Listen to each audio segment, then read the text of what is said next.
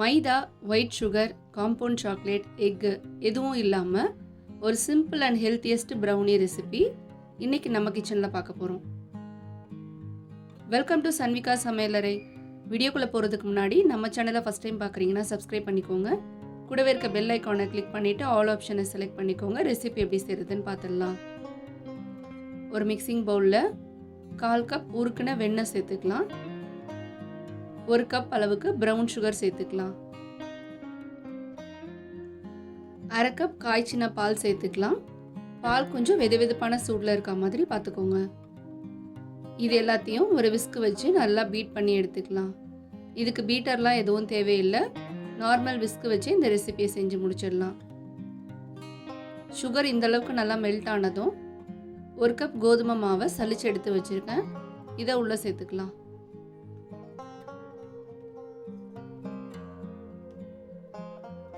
நாலு table spoon cocoa powder, 1/2 teaspoon baking powder, ஒரு pinch salt சேர்த்துக்கலாம்.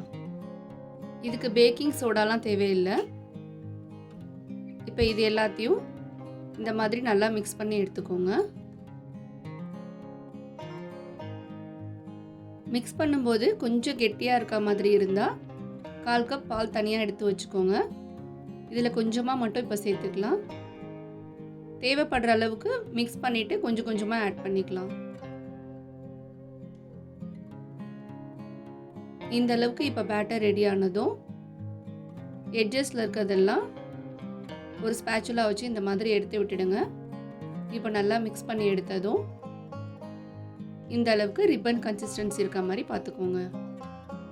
இப்போ 1/4 கப் நட்ஸை கட் பண்ணி வச்சுருக்கேன். இது எல்லாத்தையும் உள்ளே சேர்த்துக்கலாம். நான் இன்றைக்கி பாதாம், முந்திரி சேர்த்துருக்கேன். உங்களுக்கு என்ன நட்ஸ்லாம் பிடிக்குமோ நீங்கள் அதை ஆட் பண்ணிக்கோங்க. இப்போ நட்ஸ் சேர்த்துட்டு ஒரு தடவை நல்லா மிக்ஸ் பண்ணிவிட்டு கேக் டின்னில் லைட்டாக பட்டர் தடவிருக்கேன். இதில் இப்போ ரெடி பண்ணி வச்சுருக்க பேட்டரை உள்ளே சேர்த்துக்கலாம். ஒரு ஸ்பேச்சுலா வச்சு இந்த மாதிரி நல்லா ஷேப் பண்ணிவிட்டு 2-3 டைம் டேப் பண்ணி எடுத்துக்கோங்க. ஏர் பபிள்ஸ்லாம் எதுவும் ஃபார்ம் ஆகாமல் இருக்கும். இப்போது மேலே சாக்கோஸ் கொஞ்சமாக தூவிட்டு அடிகனமான கடாய் எடுத்துக்கோங்க. இதில் சால்ட்டு போட்டு ஒரு 10 நிமிஷம் ப்ரீஹீட் பண்ணியிருக்கேன். இதில் ரெடி பண்ணி வச்சுருக்க பேட்டரை உள்ளே வச்சிடலாம்.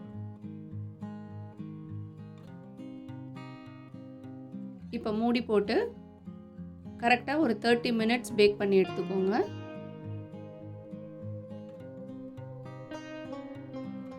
இப்போ 30 மினிட்ஸ்க்கு அப்புறம் ஓப்பன் பண்ணி பார்த்தீங்கன்னா நம்மளோட சாக்லேட் ப்ரௌனி சூப்பராக ரெடி ஆகிருக்கு.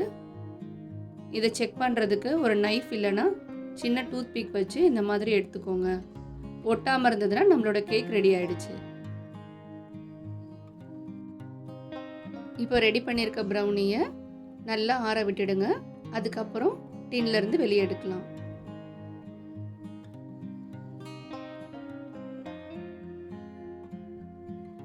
இப்போ உங்களுக்கு என்ன மாதிரி ஷேப் வேணுமோ அது மாதிரி கட் பண்ணி எடுத்துக்கலாம்.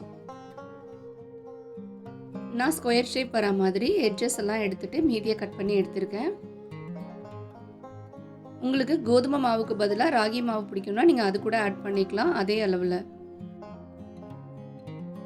இது போல் ஈஸி அண்ட் ஹெல்த்தியஸ்ட் ரெசிபீஸ்லாம் பார்க்குறதுக்கு நம்ம சேனலை மறக்காமல் சப்ஸ்கிரைப் பண்ணிக்கோங்க. வீடியோ பிடிச்சிருந்ததுன்னா லைக் பண்ண மறக்காதீங்க. கண்டிப்பாக ஷேர் பண்ணுங்கள். அடுத்து ஒரு இன்ட்ரெஸ்டிங் அண்ட் ஈஸியான ரெசிபீஸோடு மீட் பண்ணலாம்.